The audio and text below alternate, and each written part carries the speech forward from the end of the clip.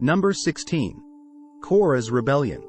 One day, Korah son of Izhar, a descendant of Kohath son of Levi, conspired with Dathan and Abiram, the sons of Eliab, and On son of Peleth, from the tribe of Reuben.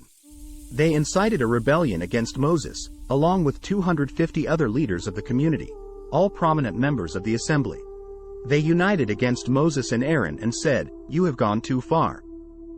The whole community of Israel has been set apart by the Lord, and He is with all of us. What right do you have to act as though you are greater than the rest of the Lord's people?"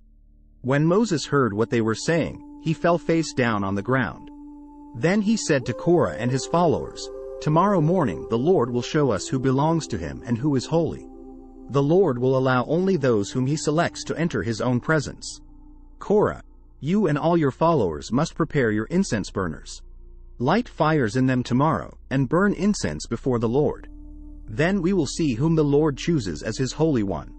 You Levites are the ones who have gone too far." Then Moses spoke again to Korah, "Now listen, you Levites. Does it seem insignificant to you that the God of Israel has chosen you from among all the community of Israel to be near Him so you can serve in the Lord's tabernacle and stand before the people to minister to them? Korah, He has already given this special ministry to you and your fellow Levites. Are you now demanding the priesthood as well? The Lord is the one you and your followers are really revolting against. For who is Aaron that you are complaining about him?" Then Moses summoned Dathan and Abiram, the sons of Eliab, but they replied, "We refuse to come before you. Isn't it enough that you brought us out of Egypt, a land flowing with milk and honey, to kill us here in this wilderness, and that you now treat us like your subjects? What's more, you haven't brought us into another land flowing with milk and honey. You haven't given us a new homeland with fields and vineyards. Are you trying to fool these men? We will not come." Then Moses became very angry and said to the Lord, "Do not accept their grain offerings. I have not taken so much as a donkey from them, and I have never hurt a single one of them." And Moses said to Korah, "You and all your followers must come here tomorrow and present yourselves before the Lord. Aaron will also be here. You and each of your 250 followers must prepare an incense burner and put incense on it, so you can all present them before the Lord. Aaron will also bring his incense burner." So each of these men prepared an incense burner, lit the fire, and placed incense on it. Then they all stood at the entrance of the tabernacle with Moses and Aaron. Meanwhile, Korah had stirred up the entire community against Moses and Aaron, and they all gathered at the tabernacle entrance. Then the glorious presence of the Lord appeared to the whole community, and the Lord said to Moses and Aaron, "Get away from all these people so that I may instantly destroy them." But Moses and Aaron fell face down on the ground. "O God," they pleaded, "you are the God who gives breath to all creatures. Must you be angry with all the people when only one man sins?" And the Lord said to Moses, "Then tell all the people to get away from the tents of Korah, Dathan, and Abiram." So Moses got up and rushed over to the tents of Dathan and Abiram, followed by the elders of Israel. "Quick," he told the people. "Get away from the tents of these wicked men, and don't touch anything that belongs to them. If you do, you will be destroyed for their sins." So all the people stood back from the tents of Korah, Dathan, and Abiram.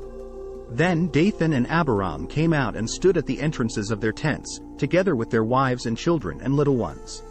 And Moses said, "This is how you will know that the Lord has sent me to do all these things that I have done, for I have not done them on my own. If these men die a natural death, or if nothing unusual happens, then the Lord has not sent me. But if the Lord does something entirely new and the ground opens its mouth and swallows them and all their belongings, and they go down alive into the grave, then you will know that these men have shown contempt for the Lord." He had hardly finished speaking the words when the ground suddenly split open beneath them. The earth opened its mouth and swallowed the men, along with their households and all their followers who were standing with them, and everything they owned. So they went down alive into the grave, along with all their belongings. The earth closed over them, and they all vanished from among the people of Israel. All the people around them fled when they heard their screams. "The earth will swallow us, too," they cried. Then fire blazed forth from the Lord and burned up the 250 men who were offering incense. And the Lord said to Moses, "Tell Eleazar son of Aaron the priest to pull all the incense burners from the fire, for they are holy. Also tell him to scatter the burning coals." Take the incense burners of these men who have sinned at the cost of their lives, and hammer the metal into a thin sheet to overlay the altar. Since these burners were used in the Lord's presence, they have become holy. Let them serve as a warning to the people of Israel."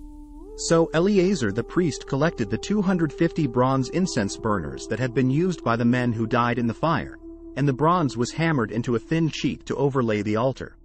This would warn the Israelites that no unauthorized person, no one who was not a descendant of Aaron, should ever enter the Lord's presence to burn incense. If anyone did, the same thing would happen to him as happened to Korah and his followers. So the Lord's instructions to Moses were carried out. But the very next morning the whole community of Israel began muttering again against Moses and Aaron, saying, "You have killed the Lord's people." As the community gathered to protest against Moses and Aaron, they turned toward the tabernacle and saw that the cloud had covered it, and the glorious presence of the Lord appeared. Moses and Aaron came and stood in front of the tabernacle, and the Lord said to Moses, "Get away from all these people so that I can instantly destroy them." But Moses and Aaron fell face down on the ground. And Moses said to Aaron, "Quick, take an incense burner and place burning coals on it from the altar. Lay incense on it, and carry it out among the people to purify them and make them right with the Lord. The Lord's anger is blazing against them, the plague has already begun." Aaron did as Moses told him and ran out among the people. The plague had already begun to strike down the people, but Aaron burned the incense and purified the people. He stood between the dead and the living, and the plague stopped. But 14,700 people died in that plague, in addition to those who had died in the affair involving Korah. Then, because the plague had stopped, Aaron returned to Moses at the entrance of the tabernacle. Thanks for watching.